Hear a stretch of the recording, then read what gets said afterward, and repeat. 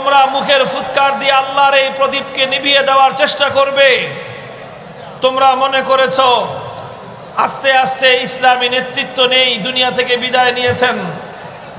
তোমরা মনে করেছো শাইখুল হাদিস নেই, খতিব ওবায়দুল হক রহমতুল্লাহ আলাইহি নেই, প্রিন্সিপাল হাবিবুর রহমান নেই, মুফতি ফজলুল হক আমিনী নেই, সর্বশেষ শাইখুল ইসলাম আল্লামা আহমদ শফি নেই।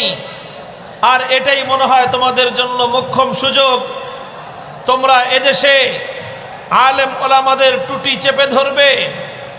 তোমরা মনে করেছো আলেম ওলামাদের কণ্ঠ রুদ্ধ করে দিবে।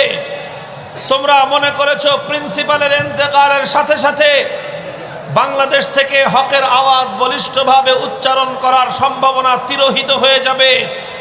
তোমাদের জন্য আফসোস হয় যে তোমাদের এই দুঃস্বপ্ন, তোমাদের এই দিবাস্বপ্ন কোনোদিন পূরণ হবার নয়। সবাই দাঁড়ায় যান, সবাই দাঁড়ায় যান, দাঁড়ায় যান, দাঁড়ায় যান।